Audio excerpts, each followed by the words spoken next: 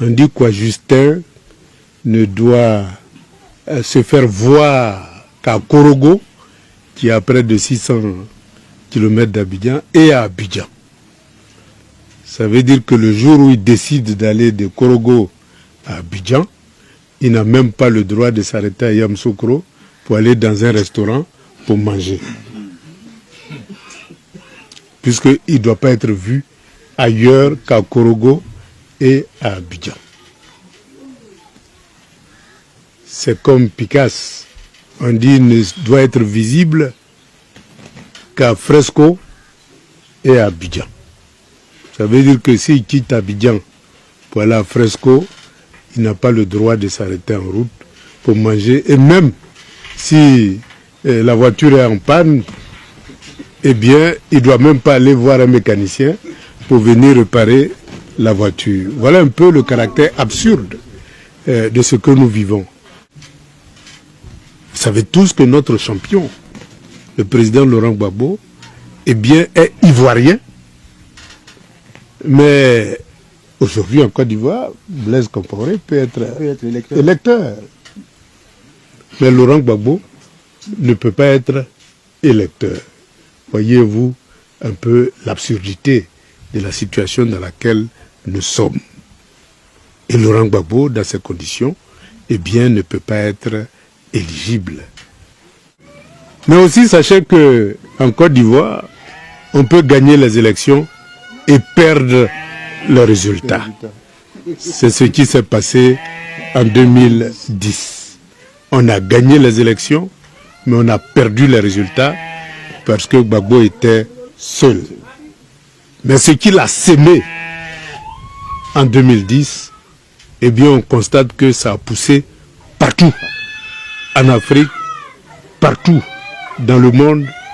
Donc celui qui était seul hier n'est plus seul aujourd'hui.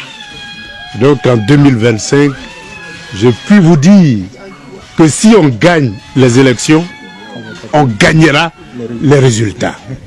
Le ministre Don Melo était dans la ville de Sayoua, une localité située à l'ouest de la Côte d'Ivoire, dans le département d'Issia. Il s'est rendu sur le projet d'expérimentation des voies par le revêtement en géopavé réalisé en 2005. Une technologie qu'il a mise au point dans les années 1980. 20 ans après, le ministre est venu voir la durabilité du géopavé et le résultat est remarquable.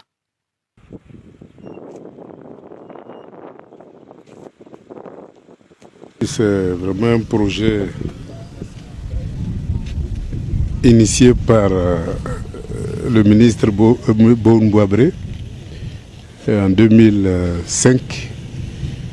Il voulait tester ce matériau que j'avais inventé quand j'étais encore enseignant-chercheur à l'INPHB. Mais dans notre métier, il faut que un tel projet soit testé sur le terrain et qu'au bout de 15 ans, on puisse vérifier sa solidité avant de se généraliser. Et donc aujourd'hui, je suis à Sayoua et je suis heureux de constater que, eh bien, il n'y a eu aucune variation, ni en termes de cassure, ni en termes de viabilisation de la chaussée, ce qui prouve que bon, c'est un produit maintenant qui est à la disposition de tous les Ivoiriens, je dirais même de tous les Africains, parce que ça permet facilement pour chaque village et chaque ville d'assainir complètement toutes les rues, tous les caniveaux, étant donné que ça ne coûte rien du tout. C'est des matériaux locaux qui sont utilisés essentiellement et c'est de la main-d'œuvre locale et une technologie simple qui ne demande pas grand moyen. Et donc chaque village, chaque quartier peut s'en procurer pour assurer la viabilisation de son espace. Atim, vous venez d'écouter cette vidéo de Awa Don Melo et c'est très triste. Hein? Je vous ai mis là 2 vidéos. La première vidéo est bien celle où il nous donne une information. Le président Laurent Gbagbo, à l'état actuel des choses, ne peut pas voter en Côte d'Ivoire. Et pourtant, Blaise Compaoré, lui, peut voter en Côte d'Ivoire, oui. Parce qu'il a trouvé refuge en Côte d'Ivoire, il a même eu la nationalité ivoirienne. Donc il peut aller s'inscrire sur les listes électorales et pouvoir voter. Le président Laurent Gbagbo, lui, ne peut pas voter. Est-ce que vous comprenez ce que ça veut dire? C'est un scandale. C'est dangereux. Quoi, Justin ne peut plus voter. Damana Adja Picasso ne peut plus voter. Et d'ailleurs, Damana Adja Picasso aujourd'hui ne peut plus partir partout en Côte d'Ivoire. C'est pareil pour Quoi, Justin. Pourtant, Blaise Compaoré, lui, il peut faire tous les tours de la Côte d'Ivoire sans aucun problème. Est-ce que vous comprenez ce que ceci signifie? Est-ce que vous comprenez donc aujourd'hui pourquoi M. Alassane Ouattara ne peut pas quitter le pouvoir? Il ne s'agit plus seulement de lui. Hein? Les gens ne se rendent même pas compte qu'il ne s'agit plus seulement de M. Ouattara. Il s'agit de tout un conglomérat. M. Ouattara, le chef. Et derrière, ses militants, ses sympathisants, mais surtout les cadres de son parti politique, mais aussi tous ceux qui l'ont aidé pour la rébellion qui a duré plus de 10 ans en Côte d'Ivoire. Tous ceux-ci sont derrière. Si ce monsieur tombe, ils peuvent tomber avec. Et ce n'est pas possible pour eux d'accepter ça. Si un autre pouvoir vient là, imaginons ce Babo qui arrive. Blaise Compaoré sera obligé de fuir, aller chercher refuge ailleurs. Mais est-ce qu'il peut fuir? Est-ce qu'il peut trouver refuge ailleurs? Il serait donc remis entre les mains des autorités burkinabées. Et s'il a commis des crimes, il devra donc répondre de ses crimes. Est-ce qu'il est prêt pour ça? Pour la trahison qu'il a fait? Est-ce qu'il est prêt de subir tout ça? Donc, je doute fort. Alors aujourd'hui, il faut être clair. Il faut être clair qu'il n'est plus possible aujourd'hui d'accepter ce genre d'attitude. Il faut se battre pour que le président Gbagbo puisse avoir son nom dans la liste et puisse être électeur dans son pays. Parce que vous ne pouvez pas permettre aux autres d'être des électeurs d'un pays qui n'est pas le leur, même si c'est le panafricanisme que nous prenons, et refuser aux enfants du pays de voter dans leur propre pays. Et pourtant, Blaise Compaoré, ce qu'il a commis au Burkina est pire que ce que vous reprochez au président Laurent Gbagbo. Surtout qu'aujourd'hui, il est reconnu innocent. Il est innocenté par la CPI. Et pourtant, Blaise Compaoré, lui, n'est jamais passé devant la CPI. Et il ne vit pas au Burkina parce qu'il sait ce qu'il a fait. Donc il vient se cacher ici. Vous empêchez aujourd'hui les cadres du PPACI de pouvoir marcher comme ils veulent dans leur propre pays. Mais vous permettez à d'autres personnes de pouvoir faire en fait des avantages que vous enlevez aux ayants droit, vous les donnez à ceux qui n'ont même pas droit. Et c'est ce qu'il dit qu'il n'a pas droit, ce n'est pas parce qu'il est burkinabé. Non, je le dis parce que il est suivi par la justice burkinabé et il vient trouver refuge en Côte d'Ivoire. Et il mérite de tout. Et pourtant, ceux qui le méritent en Côte d'Ivoire, eux n'ont pas droit à ça sous Alassane Ouattara. Donc, ce n'est pas normal. La team, pour vidéo de fin, écoutez cette vidéo que je vous mets, le dernier passage d'Awa Don Melo, où il a donné une leçon magistrale à Ali Djarasouba sur son plateau à NCI. Vous, quels sont les enjeux de cette présidentielle? Quelle analyse vous en faites? Est-ce que vous pensez que les choses vont bien se passer, comme beaucoup? Ou est-ce que vous êtes dubitatif? Tout de suite, je vous expliquais que lorsque un parti au pouvoir s'accapare de tous les leviers de la gouvernance d'un État, eh bien, il y a beaucoup de problèmes qui se posent. C'est que le jeu démocratique n'est pas équilibré, n'est pas équitable, n'est pas juste, n'est pas transparente et n'est pas inclusive. Non, je veux pas porter de gros. Dans ton équipe, il n'y a que des tocs. Donc les maudits, nous on les fuck. Vous constatez avec moi qu'il y a beaucoup de nos camarades, surtout dans l'opposition, qui sont frappés par la justice. Mais pour les mêmes fautes, bien souvent, ceux qui sont au pouvoir ne sont pas du tout inquiétés. Et souvent, ils sont frappés par la justice sans qu'on sache. Vous connaissez sa passion pour ce pays-là, aujourd'hui, n'est pas éligible. Mais c'est lié à quoi? C'est tout simplement une injustice qu'il faut réparer. Et donc cette injustice-là, il faut que ça soit égal. Et disons que la mise sur la scène politique du président Laurent Gbagbo doit être la meilleure façon d'équilibrer le jeu politique. Prenons aussi le cas de la commission électorale indépendante. Aujourd'hui, nous avons une commission électorale indépendante qui a toutes les caractéristiques d'un parti-État. C'est-à-dire que cette commission-là est dominée par le parti au pouvoir. J'aime bien l'expression dominée parce qu'il y a quand même des hauts cadres dans les partis d'opposition au sein de la commission centrale. C'est pour ça que je choisis mes mots. Dominé par le parti au pouvoir. Eh bien, ça ne permet pas d'avoir un arbitre juste. Parce que imaginez-vous un match de football où eh bien, l'arbitre et l'arbitre de touche, les arbitres de touche, eh bien, sont en majorité des partisans d'une équipe. Il est bien évident qu'il y a des équilibres. C'est pour ça qu'il faut un arbitrage indépendant. Et cet arbitrage-là indépendant garantit le jeu démocratique d'une manière égale, inclusive et équilibrée. Est-ce qu'une partie de l'opposition ivoirienne ne paye pas le jeu de la chaise vide qu'elle emploie à un certain moment de la vie politique? C'est vrai que de 2000, je prends le cas de l'opposition de gauche en Côte d'Ivoire, de 2011 jusqu'en 2020, on a pratiquement boycotté toutes les élections. La conséquence, c'est qu'il y a eu désaffection politique de nos militants et ils ont déserté pratiquement le terrain politique et les jeunes qui arrivaient maintenant sur le marché de la politique ne voulaient même plus s'inscrire sur la liste électorale. Ce qui fait qu'on a un stock de nos militants qui ne sont pas sur la liste électorale et même ceux qui sont sur la liste électorale ont été gagnés par le découragement et par, je dirais, l'abstention. Et on l'a constaté beaucoup lors des élections locales où on constatait des taux d'abstention qui pouvaient aller jusqu'à 80%. En conclusion, le jeu de la chaise vide n'est pas bon. Donc le jeu de la chaise vide, évidemment, nous payons le prix fort aujourd'hui et nous pensons, et c'est pour cela que nous avons décidé de participer aux élections. Participer aux élections, c'est une chose. Au local, effectivement, mais il y a la prochaine présidentielle. Vous l'avez dit vous-même. Votre camarade, le président Laurent Gbagbo, ancien président de la République de Côte d'Ivoire, en l'état actuel des choses, jusqu'à cette heure où on fait cette interview, n'est pas éligible. L'élection, c'est dans 10 mois. S'il n'y a pas de changement au niveau de l'État, au niveau politique, institutionnel en tout cas, ce sera peut-être encore une fois le jeu de la chaise vide. Mais pourquoi vous le dites? Ce sont des analyses qu'on fait, c'est de la prospective. Les militants du PPACI ont choisi le président Laurent Gbagbo comme leur candidat. Parce qu'ils sont en rang de bataille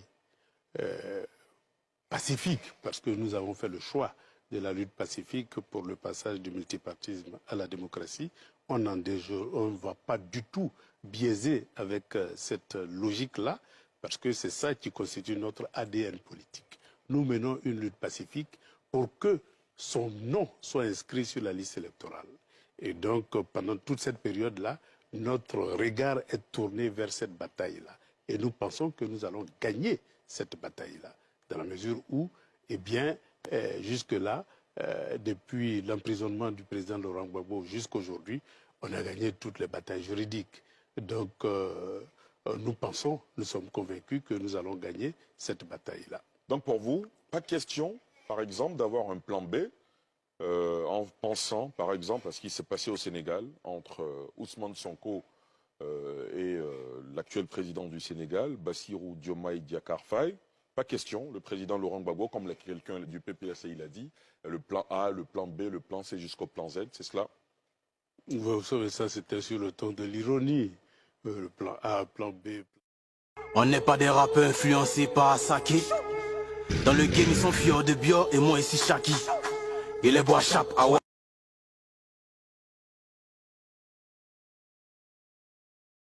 C'est plan Z, vous savez que l'alphabet latin n'est pas le seul alphabet du monde. Bref, trêve d'ironie, il est important que nous sachions une chose, c'est que l'injustice qui frappe le président Laurent Gbagbo peut frapper n'importe quel autre plan B, plan W, tout ce cas véritablement. Donc ça, c'est une affaire de parti politique. Est-ce que les militants du PPACI pourraient penser à vous, par exemple? Est-ce qu'avec le background que vous avez, est-ce qu'il vous est déjà arrivé de vous dire « je peux être président de la République de Côte d'Ivoire ». Est-ce que vous avez déjà pensé à cette fonction suprême, très exigeante? Bien, ce qui est sur tous les hommes politiques qui sont rentrés dans la politique avec un idéal ont l'ambition de jouer plus tard un premier rôle. Tout dépend des contextes, des opportunités qui se présentent. Vous dites tous les hommes, c'est Awa Dombello qui est en face de moi. Non, c'est à lui je dis bien la question. Tous les hommes politiques qui ont un idéal. Dont vous? Un idéal. Parce que la politique est un moyen pour réaliser un idéal. De même, un parti politique est un moyen pour réaliser un idéal. Il y a des gens qui rentrent en politique, non pas pour réaliser un idéal, mais pour se réaliser. C'est totalement différent. Mais lorsqu'on rentre en politique, c'est pour réaliser un idéal. Et donc, il est bien évident que tous les hommes politiques qui ont un idéal ont envie de jouer des rôles importants dans leur carrière politique. Mais là n'est pas le problème. C'est que Laurent Gbagbo, que vous connaissez si bien, je vais vous donner mon exemple. Je l'ai rencontré dans les années 1984 à Paris, en plein parti unique, dans la clandestinité. Eh bien, ce qui m'a fasciné chez cette personne-là, c'est sa capacité de persuasion. J'étais un communiste, c'est-à-dire pour la lutte armée, pour je dirais l'économie communiste, c'est-à-dire l'économie appartient à l'État et pas au secteur privé.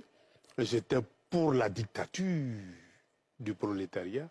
Eh bien, Laurent Gbagbo, méthodiquement, m'a fait comprendre qu'il faut que j'abandonne et que je choisisse la lutte pacifique, non la lutte armée. Que je choisisse l'économie socialiste, c'est-à-dire la coexistence entre deux systèmes, système libéral et système socialiste, et que je choisisse la voie de la démocratie. Voilà ce qui a fondé notre relation. Et donc cette fondation-là a constitué le socle sur lequel nous avons construit le Front populaire ivoirien. Et donc, évidemment, durant tout ce parcours, il y a eu des hauts et des bas. Eh bien, aujourd'hui, nous sommes en face d'un destin commun, c'est-à-dire le destin de la Côte d'Ivoire. Et donc, nous pensons que l'heure est venue pour que la Côte d'Ivoire, surtout les militants du PPACI, prennent conscience que nous devons tout faire pour que le nom de Laurent Gbagbo soit inscrit sur la liste électorale, parce qu'il représente le meilleur candidat. Il est le meilleur profil. Mais Laurent Gbagbo, en 40 ans, a créé plusieurs Laurent Gbagbo. Ça veut dire quoi? Ça veut dire qu'il est bien évident que quand on parle de Laurent Gbagbo, ce n'est pas sa personne, c'est son idéologie. Et cette idéologie-là, eh bien, ça a été diffusé à travers plusieurs personnes. Et nous pensons qu'aujourd'hui, eh bien, Laurent Gbagbo a eu cette chance-là d'avoir transmis à plusieurs de ses compatriotes sa vision du monde. Qui peut valablement prendre le relais pour diriger la Côte d'Ivoire, diriger son parti. Si demain il se retire, il y aura plusieurs Laurent Gbagbo qui vont poursuivre. Parce que le plus important, c'est de ne pas tuer l'idéal. L'idéal, si l'idéal meurt, eh bien, il n'y a plus d'opportunité pour réaliser cet idéal-là. Et donc, évidemment, s'il décide de se retirer, il y aura plusieurs Laurent Gbagbo et la démocratie interne va jouer. Awa Don Melo, parlons sans réserve. Vous êtes à sans réserve, il faut parler sans réserve. Au sein du PPACI, des voix s'élèvent pour dire que vous avez des ambitions, des intentions. Une activité organisée qui aurait été organisée en votre nom à Paris aurait été annulée par la délégation de France. Récemment ici à Dabou, une activité également organisée en votre nom, où vous devriez être conférencier ou parrain, a été annulée. Ce sont des actualités que vous connaissez. Vous en avez entendu parler. Oui. De quoi s'agit-il? Est-ce que c'est une ambition que vous n'arrivez pas à dévoiler pour des raisons endogènes que nous ne maîtrisons pas? Non, ne voyez pas ça comme ça. Vous savez, souvent, il y a beaucoup de bruit autour des partis politiques, surtout autour des personnalités clés de ce parti politique-là. Ben, c'était tout simplement des ajustements de calendrier. Et évidemment, ça causait beaucoup de bruit, mais ce n'est rien d'autre qu'un ajustement de calendrier. Une conférence a été reportée, elle sera reprogrammée. C'est pas une seule fois. Il y en a plusieurs. Il y a eu plusieurs comme ça qui ont été reportés. Finalement, on se dit, il y a quelque chose qui cloche. Non, ça c'est les interprétations et les commentaires. Mais vous savez que la vie politique est faite d'interprétations. Vous, les journalistes, vous en faites. Vous êtes journalistes, c'est vous-même qui dites que les faits sont sacrés et les commentaires sont libres. Donc les journalistes font leur travail de journalistes.